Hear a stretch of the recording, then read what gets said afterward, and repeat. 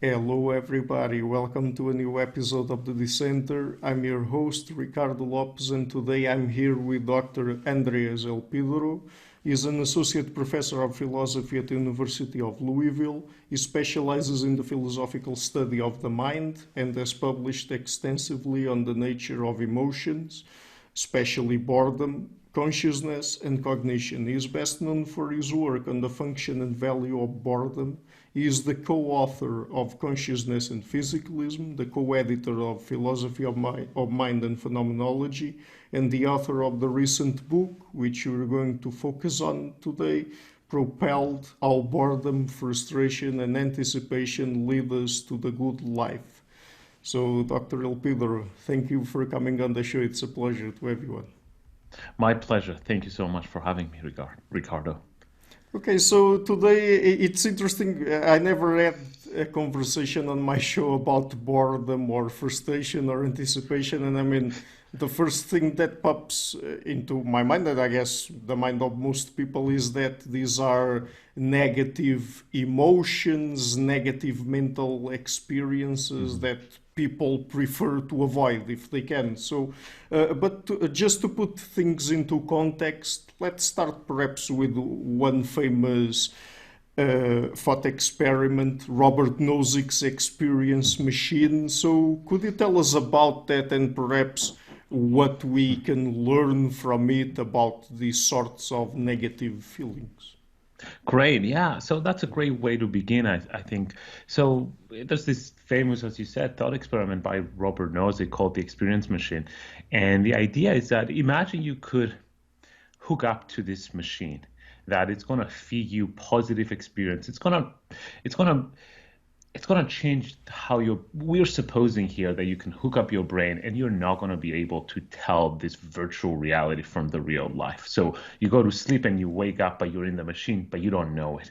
So the idea here is, will you be willing to give up the life that you're living right now for a life inside the machine, where if you are hooked up to the machine, will take away most of your negative emotions? Or we can even imagine, I'm just going to be feeding you happiness or things that you want to achieve in your life. And so the question that I think one way of reading this thought experiment is is to put pressure on the idea of hedonism. And that is a conception of what the good life is. And it says basically that the good life is a happy life. And I talk about the experience machine in the beginning of the book, but also I talk about it in classes and with people. And a lot of people are skeptical about joining and hooking up to the machine. And I think that kind of reveals something that, yeah, we like happiness, we like positive emotions, but maybe we like something else in addition to all those things. And so part of the project in the book is to say, what else might be missing from the experience machine? Right. And what if the machine was calibrated in a way that, I mean, even if we didn't experience consecutive pleasurable experiences and we didn't experience nothing but pleasure, that it would be calibrated in a way that the things we experienced were always positive and we could in some way avoid these negative emotions like we're Mhm. going to talk about boredom, Yeah. frustration, anticipation. Do you think that that could be a good experience for people? Yeah, great. I think no. I think, well, I mean, it's hard. Let me just clarify this because it's an excellent question. When I speak about, I think most people want to say no, but there are going to be exceptions to this, and I cannot speak about everybody's conception of the good life. But I think pretty soon that kind of life is going to get boring. And we also know a lot from neurophysiology and neuroscience that it's going to lead to adaptation and satiation of states. So we can't keep feeding our brain positive experiences because we're going to just end up recalibrating the new norm. It's going to become positive, and then we need to kind of increase the positivity even more. So that those are going to be dangers there that we need to design. So I mean, I suppose if you have really smart engineers and changing it all the time, you can get something that you're it's going to avoid adaptation. But I think having success after success, having pleasant state after pleasant state, even in this calibrated way, it's going to leave something out. And it's going to, I think, bunch of things, but I think it might get boring quickly, and also it might not give us enough sense of satisfaction of what we're doing. So we're going to talk about each of these different emotions that you explore in the book, but before we get into that, a more general question. So, I mean, these are emotions that we evolved to experience because supposedly they serve some useful purpose. I mean, some of them at least, and we're going to talk about that, propel us to seek out things that are meaningful, that are valuable in life, that we feel more. I mean, we feel that we are leading a better life by seeking those sorts of things, whatever they are. But what if we were able to create a society or some sort of circumstance where people could achieve those same things without having to experience these negative emotions? Do you think that would be a good thing? Great. I mean, I agree with the way that you put it. It's a very nice way of putting it, that, we think that those states evolved. We have them, even though they're negative, because of some benefit that they confer on us. And so I think that's absolutely right.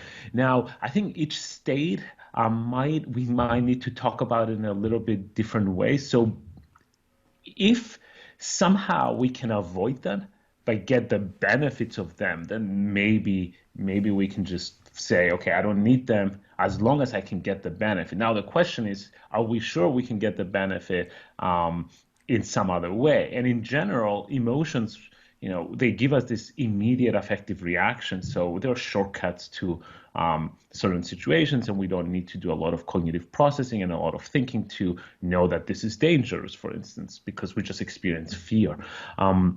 But I think so with boredom, I'm willing to go ahead if there's a way of completely alleviating it, but also reaping the benefits, then maybe we should do that. But I'm skeptical whether we can actually do that. Frustration and anticipation, I think they're kind of more essential to who we are as human beings in some way. So if there's no frustration, and I take frustration to be kind of a really important part of desires. So when I have a desire, I want something that I don't currently have. And in some way, a desire signals the presence of frustration.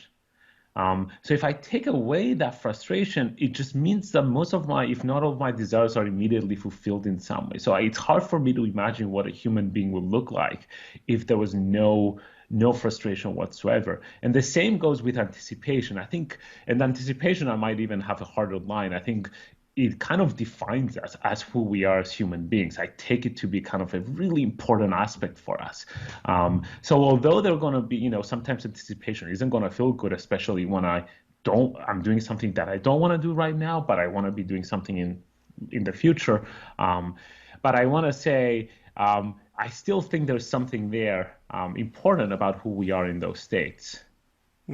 But is it, to think about these emotions as valuable or useful, is it about the goals they allow us to achieve, or about the way we achieve those goals?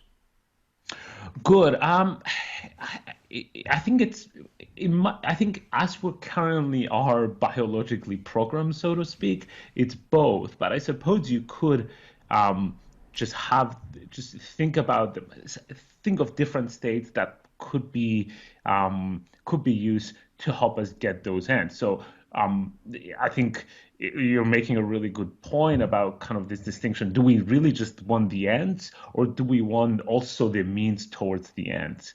And I think the way that we're programmed right now, the way that we're biologically constituted, we want both. I suppose under a different paradigm, maybe we just only want the ends and we don't need to worry about the other things. I think there's something even maybe with the case of anticipation a little bit. And I talk a little bit about how it relates to savoring and eating a dessert, and I kind of recollect, and I think for both thinking back in time how that tasted and how it's gonna taste as I'm about to eat it. That also adds something, a nice element, a kind of a hedonic component to experiences. So Yeah, I think, yeah, the short answer is I think they do both right now. It is conceivable to imagine that we only need the ends. And if that's the case, then maybe there are other ways of getting them. I just want to emphasize a little bit that, and part of the project is that I think most of us are dealing with those emotions, especially now or more so now. So it's just important to at least acknowledge the possibility that, well, I need to deal with them at some point or they're going to arise. Yeah. But the way we experience these emotions, I mean, in terms of the level or intensity of them, they have to be somewhat well calibrated, right? Because if someone experiences too much boredom, too much Mhm. frustration or anticipation, I mean, that would be a Yeah. bad life, right? Absolutely, absolutely. So I think, maybe we'll get to talk about this later on, but I think one important distinction, just to focus on boredom, for example, is that it's important to distinguish between the emotional state of boredom and boredom as a personality trait, something often called boredom proneness. And we want to avoid the latter. We don't want to be bored all the time. So that's for sure. I mean, I also think that, at least in the case of boredom, it's not that we want to go around and seek situations to make us bored. The kind of the point is, if you find yourself in a state that's boring, in a situation that's boring you, maybe there's something that is helpful there or productive. Yeah, so I totally agree with that assessment. Right. So before we get into each of the Mhm. specific emotions, just one final general question. So, are these emotions, or do we know if these emotions occur in every society, every culture, or is there a cultural element to it, and maybe some societies experience them and others don't, and some societies experience more of one emotion and others the other emotions? Yeah, there's not a lot of cross-cultural work um, in with those emotions, at least ones that I was able to find. There's a little bit in boredom, and there is some indication to show that certain cultures in Asia, for example, also experience boredom, and students in those universities and classrooms also experience boredom. Now, the point is a great one, and we have to be mindful of variability, not only personal level variability, but social level variability. And I guess it would depend a little bit on our views of what emotions are. So if someone takes frustration to be a basic emotion, maybe that's just going to be biologically wired and most of us will experience it.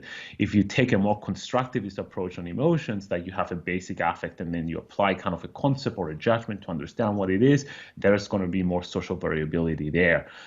One fascinating question about boredom specifically is kind of the historical character of boredom, because we know that people talked about something that looks like boredom for thousands of years, but then the question arises, did they really mean what we mean by boredom, or was it something else? And so that's just again, the short answer is that I think there's going to be a lot of social variability and cultural variability, but a lot of how we're going to answer that question will ultimately depend on what our views are on emotions and how exactly we're understanding those states in particular.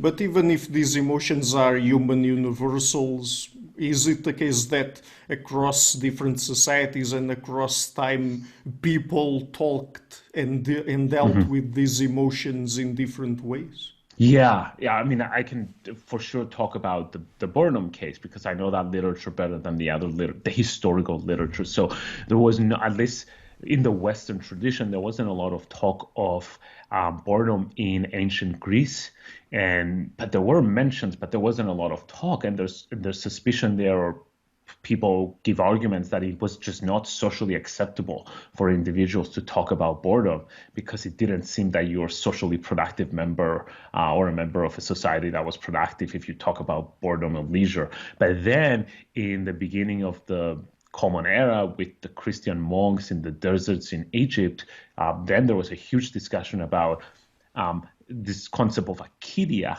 which may be something like spiritual boredom, and the monks were experiencing it when they were trying to fulfill their religious duties and spending all their time inside monasteries. So there are different, sometimes you don't find discussions of boredom, and then you find a lot of discussions of boredom, and then you fast forward to like 18th or 19th century, and then there's an explosion of discussion of boredom.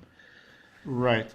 So let's talk more about boredom. What is really this emotion about? How do people feel when they experience Yeah. boredom, and perhaps what is it useful for? Yeah, good. I mean, let's start with a basic definition of what boredom is, and I think this Yeah. I'm gonna give the broadest definition that I can give. So I think it's a lot of researchers are gonna agree. So you mentioned it in the introduction. It's a negative state, and that by that we say it doesn't feel good. It has a negative quality to it. So boredom is a negative state that signals a dissatisfaction with our situation, but at the same time, it involves a desire to do something else. So the two elements that I take to be kind of really characteristic of boredom is when I'm bored, I don't like what I'm doing, and I want to do something else.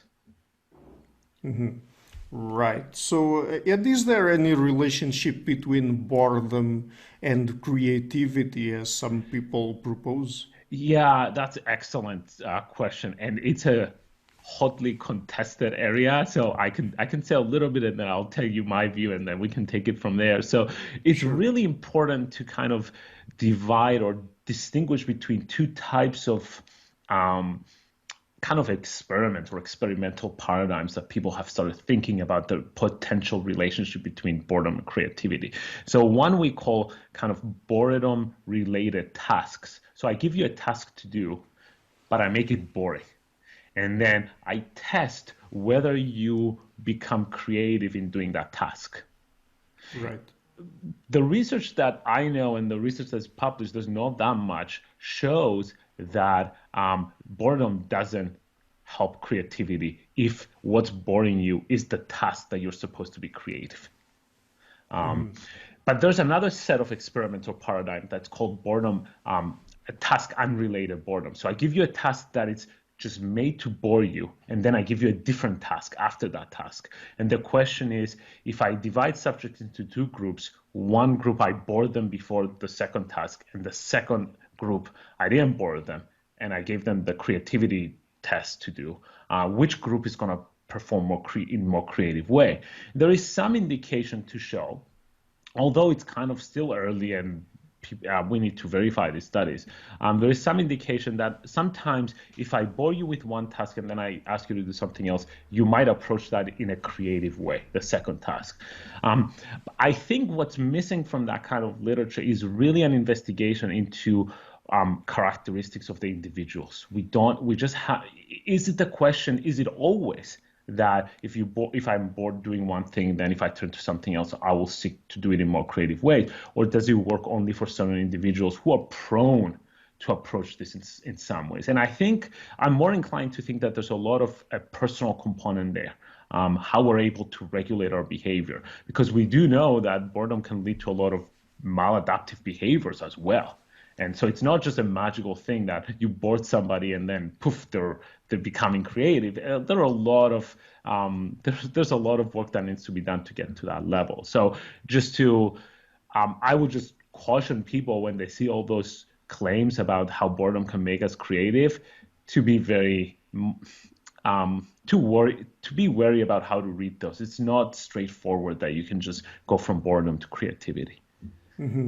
Is there any relationship between boredom or how we experience boredom and our experience of time? Yeah, so there are some experiments that show that during an experience of boredom, you perceive the passage of time as slowing down. And there's also some evidence to suggest the opposite effect. If I manipulate you into thinking that the clock is ticking, or that a greater expanse of time has passed, then that makes you feel that you actually are bored, or at least it's more likely that you'll start thinking that this is a boring task, what I'm doing. So there is an association between how we perceive passage of time and how interesting or how not interesting or how boring, engaging our situation is. And I mean, there are people, philosophers and others, that say that perhaps one way of dealing with boredom or with other negative emotions is to try to focus on the present. Is that right? I mean, does that really work? Um, I don't know. I mean, it's a great question, right? And I think it's gonna be it will a lot will have to do with your situation and perhaps with your resources. So let's suppose you're doing a really boring job and you have to do it. So focusing on the present, I'm not sure if it's gonna fix that. Um, and so what we know from the literature is that if you're bored and you cannot escape the situation when you're bored, you might start mind wandering. And so there's an association between the experience of boredom in situations that boredom is inescapable and mind wandering. So it is natural for us to seek an escape from a boring situation. So focusing on the present might work, but often this is the last thing we want to do when we're experiencing boredom. Let me just mention this because it's a great point about how we can focus on the present or not. Students experience boredom all the time. So if you're in a classroom, it's easy to experience boredom. One of the best ways to get students to deal with the boredom is to convince them, is to show to them that what you're doing is actually interesting. So it's called it's a cognitive reappraisal strategy. So that might be in line with this idea of focusing on the present, but it's not just pay attention to what I'm saying.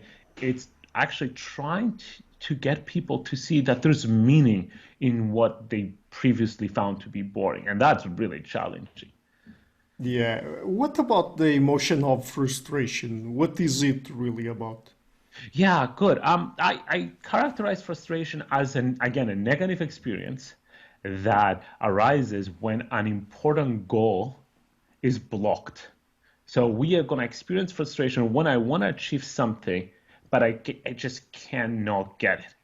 Often that blockage is temporary, but sometimes it might be a more long-lasting blockage. And there are two things about frustration that I try to highlight in my work. One is not every blockage of a goal gives rise to frustration. And so let's say, just a silly example, I cannot fly by myself, right? But that doesn't frustrate me. Right? It might, but why? If you ask why doesn't that frustrate you? Well, I think it's because I don't really care that much. Right?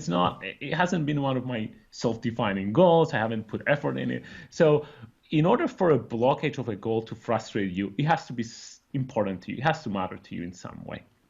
So that's the first feature. The other feature, and that comes from a kind of a weird paradigm of experimental research in animal behavior, but also in psychology more recently, in neuroscience the last 10 years, is that frustration has a certain effect on us. And often that effect is one of energizing us. So if I get frustrated by something, it's like a jolt of energy. I am energized to try to achieve the goal, even though my goal is blocked. And so that's the second feature. And then we need to figure out what's the best way of actually energizing ourselves to get that goal, to achieve our goal. But to understand how frustration works, I mean, it is tied to the development of our preferences, right? Because we develop certain preferences, and then when we can't fulfill them, that's when we experience frustration. Yes, that's correct. And so I think that's the link between the goals being significant to us because I formed a preference there. I think that developmentally, there's something that looks like frustration even in really early on stages developmentally. So if there is an infant and wants to achieve something, or really a baby in a really, like, even 6 months or earlier, if they want to reach for something and they can, or they want to achieve something, they have some behavioral manifestations that suggest that there's something that they're trying to achieve but they can't.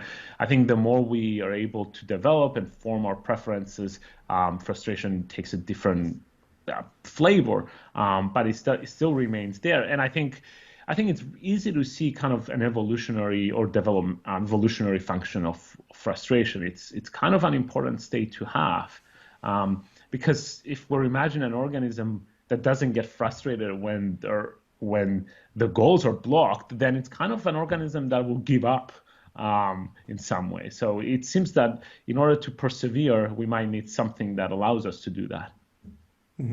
And frustration gets manifested in different domains, in different situations. So, for example, I think that in the book, at a certain point, you talk about envy. Is envy related to frustration? Good. Yeah, I'm trying to make a link between frustration and envy, and there is some work suggesting that envy involves an element of frustration. But perhaps I need to let me qualify this by saying something about frustration, which is it's important to note is that sometimes frustration, the way I describe it in the book, I said frustration is primarily a drive. It's something that drives us to do something, motivates us to do something. Now, how we're going to go our way using that motivation depends on us. So, sometimes frustration, it might lead to aggression.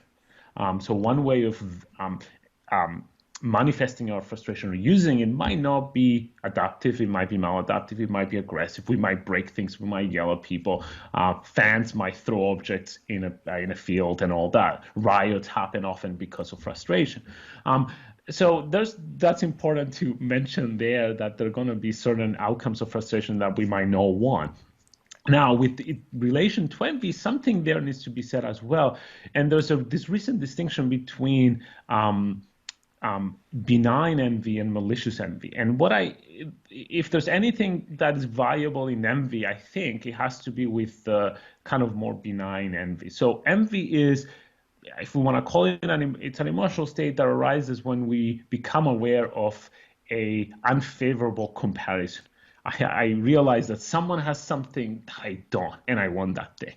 And so I think frustration has to do with that realization that, ooh, that person has something and I don't. And that matters to me. So it's a goal that I don't yet have. So that's the element of frustration that I find or locate in envy. And so again, going back to this idea that frustration might lead to different outcomes, I think envy can raise us up. That is to say, it can help me achieve something that you have and I'm envious of it, and that will be good because I'm not doing anything to you, I'm just doing something to myself. Or it can be the more malicious type that, oh, you have something that I don't, I cannot get it, so maybe you shouldn't have it either, so I'm bringing you down. Yeah, a very interesting phenomenon, psychological phenomenon that you talk about in the book is the IKEA effect. Could you tell us about it? Yeah, good. I mean, this is a kind of a fascinating experiment, and there's a lot of research as to why exactly it arises. And I'll talk about one interpretation that I do find convincing. So, but first, let me say a little bit about the experiment. So this was conducted by Michael Norton and colleagues. They basically they invited participants into their lab, and they divided them into two groups. And in the first group, they gave them an IKEA box that was already assembled. So they told them it was a very standard IKEA box, so like plain wooden box. And they said, okay, here's the box. Just spend some time to touch it, inspect it, see what you think, and then we'll come back to you. And then in the second group, they gave them the box but unassembled. They had to put it together. So they said, here, spend some time. Here are the tools. Do the work on your own. And then we'll come back and talk to you about the box. And so after a while, they gave them equal amount of time. They come back and they ask both groups, okay, how much money are you willing to pay to take the box home? And it turned out that the people who put the box themselves together, they were willing to pay more money than the group that they were just given the box. And so one of the ideas here is that if we're really examining this phenomenon in economic terms, in pure economic terms, it seems that the people who are willing to pay more money that they already put together the box, they're committing a kind of a fallacy because they already put cost in the box. They built it themselves. So they should be willing to pay less. And so one interpretation is that there's an association between effort, working hard to put together the box, and value. And so one reading of the IKEA effect is that if you invest effort in something, it becomes more valuable to you. So that might not make much economic sense, but it does make sense in terms of psychology or what we know from psychological findings, because a lot of things that are hard become meaningful to us or become we're willing to invest more in them. They gain more significance and all, and that, yeah.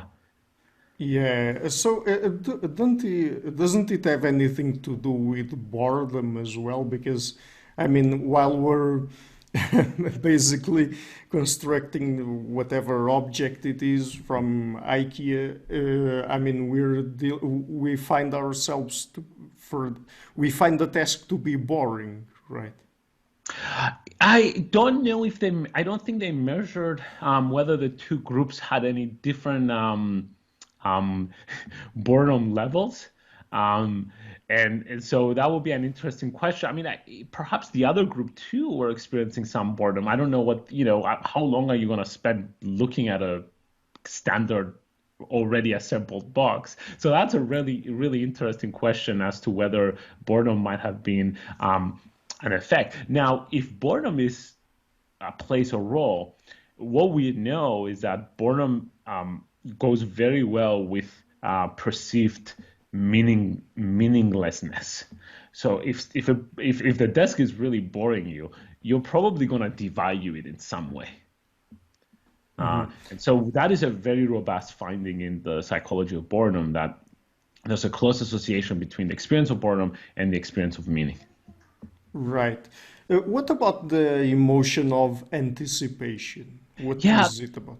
yeah, that is a more complicated kind of state that I think, we can have different.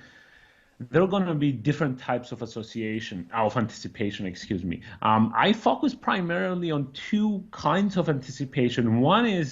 Um, one is kind of has a negative flavor, and it's the type of anticipation that, oh, I can't wait for the now to be over so I can do what I'm looking forward to.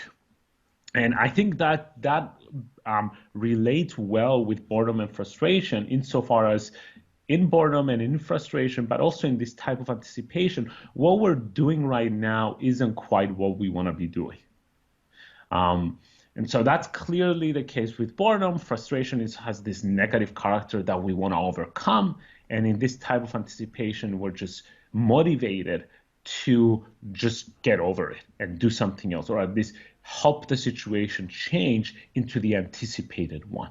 So that type of anticipation, I take it to be form of this triangle or triad between boredom, frustration, and anticipation. The other type of anticipation that I talk about in the book is more the type of anticipation that allows us to think of what we want in life and what are the type of person that I want to be. What are some of the goals that I have and desires and projects that I want to fulfill? And I take that to be a kind of a very important state that relates both to boredom and frustration too, because if I don't know what I want, it will be really hard for me to get out of boredom. Because to get out of boredom isn't just to change situation, is to change into a situation that actually makes more sense to you, that's more meaningful, that's more engaging to you. And I think the same goes with frustration. I need to know what's important for me to be able to direct those emotions in the right way.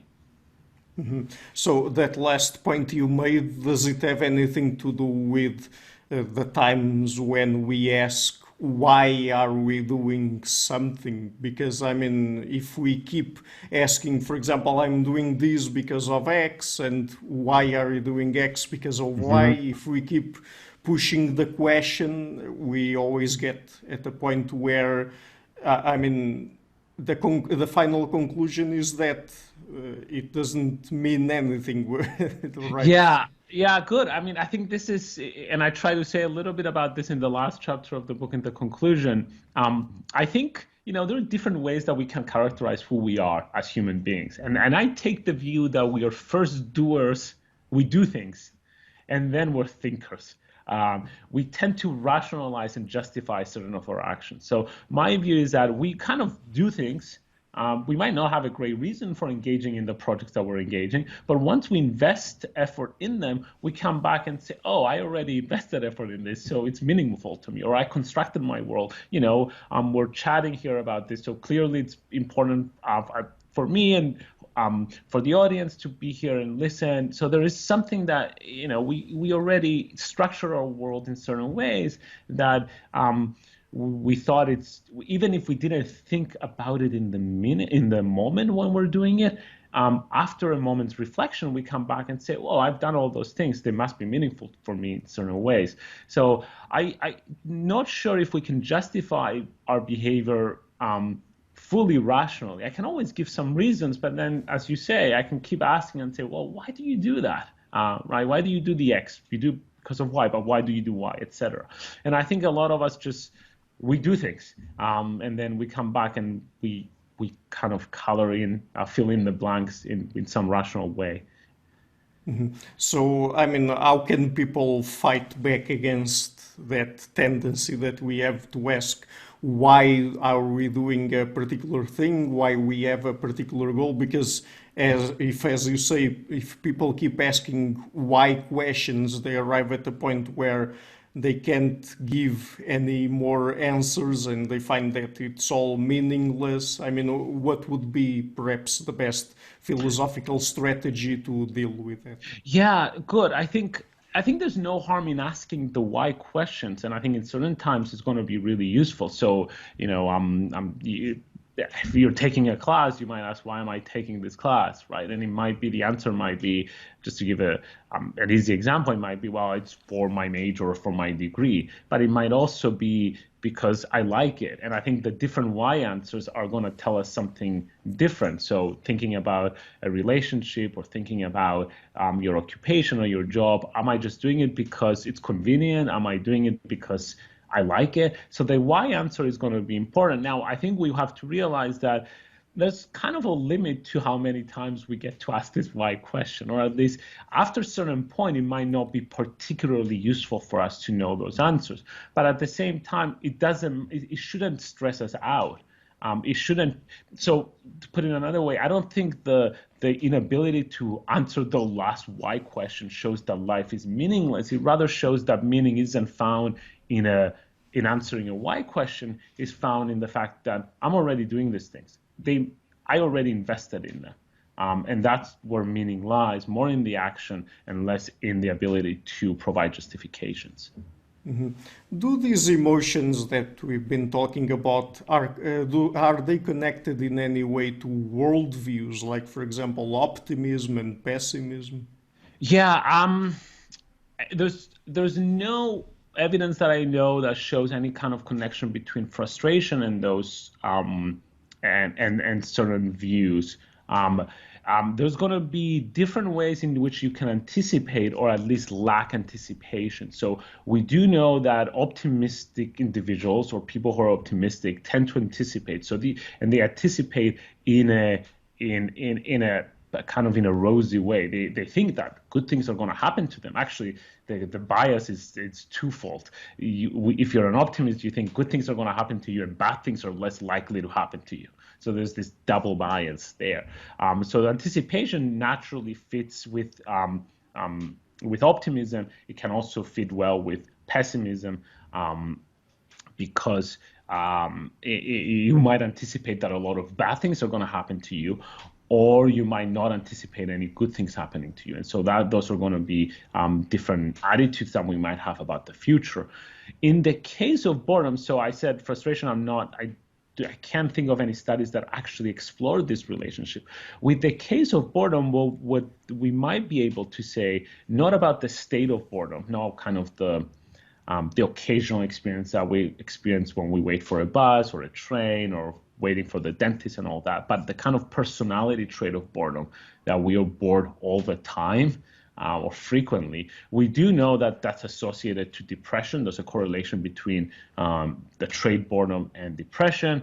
And so that also, we know there's associations between depression and lack to anticipate, or fear and a reduced capacity or a reduced anticipation of positive events in the future. So I think even if there's no clear connection between state of boredom and optimism or pessimism, there's going to be a relationship between the frequent or constant experience of boredom or chronic experience of boredom and optimism. My guess is that it's going to be the case that if you're frequently experiencing boredom, you're going to be less optimistic than someone who doesn't. So, in the case of anticipation, for example, if a person or tends to be a pessimist and expects bad things to happen, couldn't that lead to stagnation? Yeah, the worry, I mean, one of the worries is whether our optimism and pessimism are realistic, and so we can be way too optimistic, and that's going to harm us. The same happens with being way too pessimistic. So having said that, it seems to me that there are more benefits in being optimistic than being pessimistic, even if we can say you're not overly pessimistic, you're not way out off, and you're not overly optimistic. Somewhere in the middle, we can compare being pessimist and optimist. It seems to me that there are more benefits being an optimist than a pessimist in that middle zone. And I think that has to do partly with what you just expressed, is that when you're an optimist, you expect things are going to go your way, and you're more likely to be motivated to try things. So unless the only harms of optimism that I could find in the literature comes with extreme optimism. People that think like, I can eat whatever and nothing's going to harm me, or I can do a risky behavior and I'm fine. If you're not like that, a little bit of optimism actually helps you. So perhaps this will be the final topic to explore here today. Does this tell us anything about how our brain works? I mean, so for example, at least when it comes to anticipation and perhaps the other emotions, there's that sort of metaphor that we think about the brain as a predictive machine. So does that have any bearing on how we experience these emotions or vice versa? Yeah, and that's a great question, and it's a hard question. So I do talk a little bit about this predictive idea, or the brain being a predictive machine, or some kind of doing predictions. Just to emphasize that a lot of things that we do or we don't think that we do actually are geared towards the future. So our brain, we think, predicts in some way or anticipates certain experiences, and that coming together, or it's programmed in certain ways that predicts how things are going to appear to us, and so that might help us experience reality in certain ways, or act in, catch a ball when it's moving really fast, or act in certain ways. I think there's an element of anticipation or expectation, depending how we want to use the term, it's prevalent in a lot of our psychological capacities. So I talk a little bit about memory, and I wanted to kind of undo this kind of traditional, but it's still out there, account that memory is just a way of looking in the past, right? Retrieving information about the past. And the current neuroscience about memory and psychology of memory shows that memory is a much more complicated phenomenon that has to do a lot with how we reconstruct the past in order to fit better with our present and our future. So I think there's a lot to be said about how we're constituted as biological machines to be looking for the future, to be looking out to the future in certain ways. When it comes to boredom and frustration,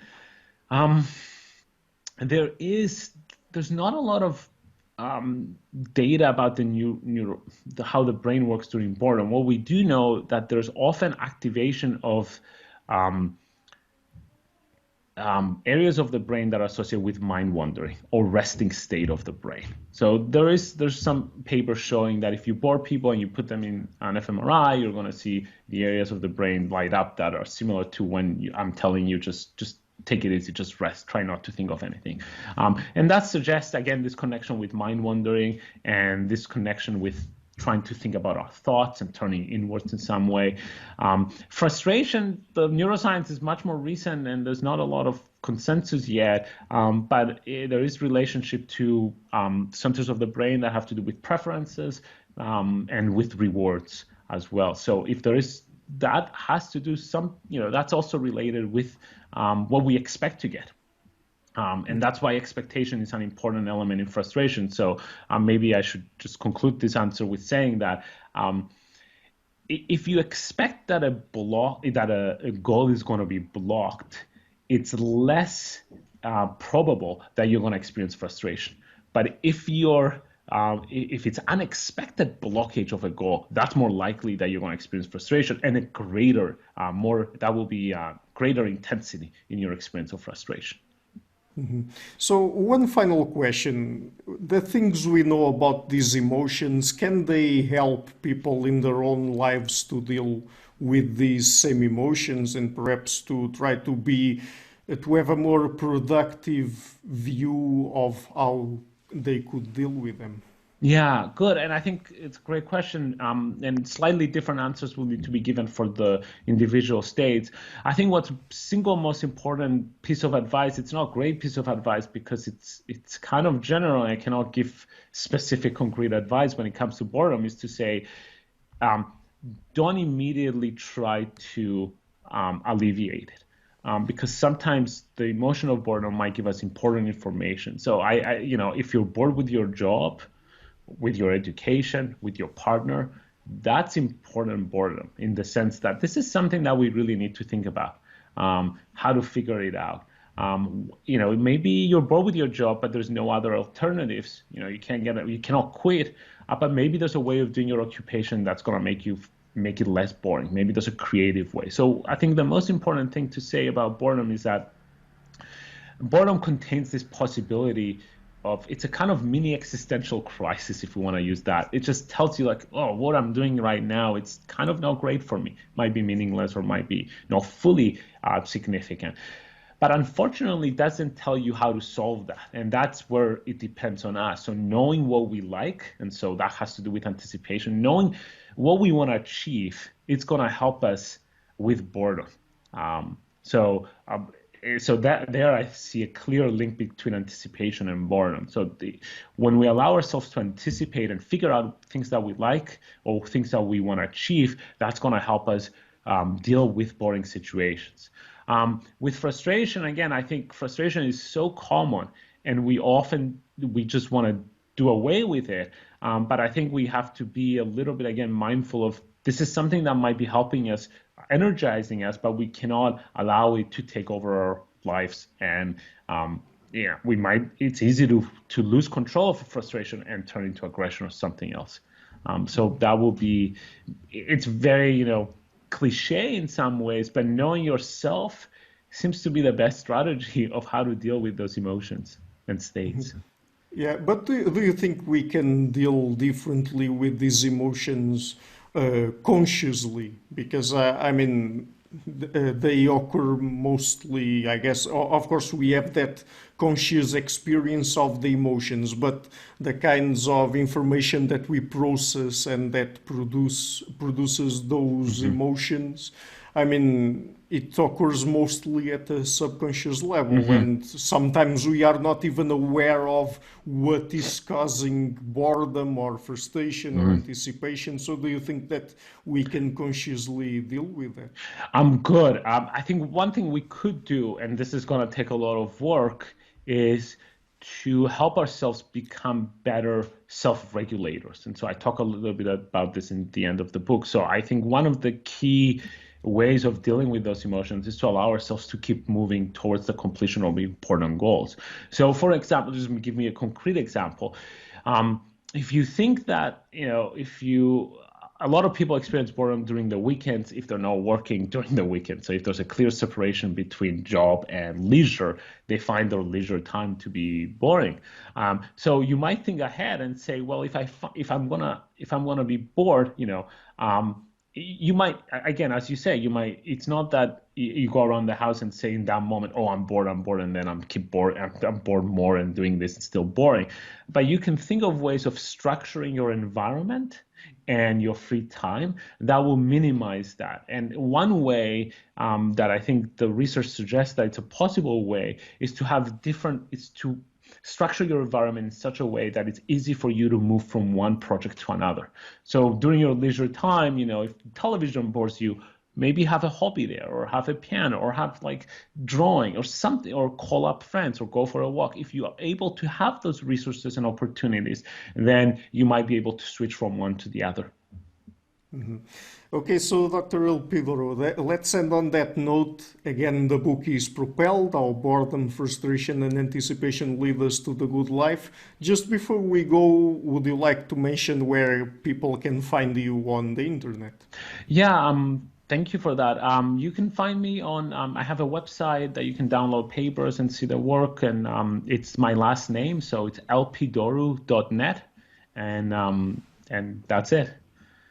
Okay, Yeah. great. So thank you a lot for taking the time to come on the show. It's been a pleasure to talk to you. Thank you. Thank you so much, Ricardo. This has been my pleasure, and thank you very much for your time. Hello everybody, thank you for watching this interview until the end. My channel is now more than 3 years old, and to keep it sustainable, I would like to ask you to please visit my Patreon page and to consider making a pledge there. If you prefer PayPal, you can also find links to it in the description box of this interview. Otherwise, and if you like what I'm doing, please share it, leave a like and hit the subscription button. This show is brought to you by Enlights, learning and development done differently. Check their website at enlights.com.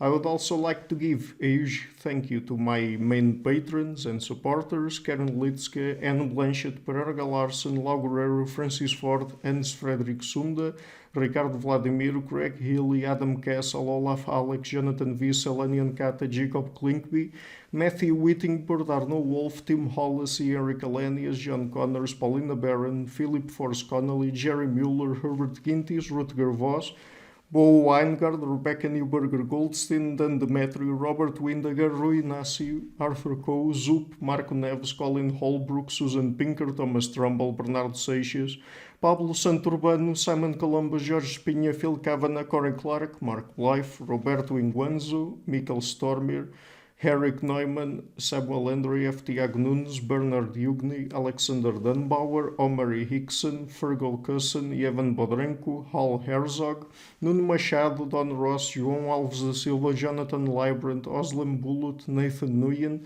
Stanton T, Samuel Correa, Eric Hines, Mark Smith, J.W., João Eira, Tom Hummel, David Sloan Wilson, Yacila Deza Araújo, Eden Solon, Romain Roach, Dmitry Grigoriev, Diego Londoño Correa, Tom Roth, Yannick Punter, Adana Usmani, Charlotte Please, Miran B, Nicole Barbaro, Adam Hunt, my producers, Izar Webb, Jim Frank, Lucas Stafiniak, Ian Gilligan, Sergio Codriano, Luís Caetano, Tom Vanagdam, Curtis Dixon, João Linhares, Benedict Mueller, Vega Guidi, Sardas France, and Nirban Balachandran. And finally, my executive producers, Michelle Rugieski, Rosie, James Pratt, and Matthew Lavender. Thank you for all.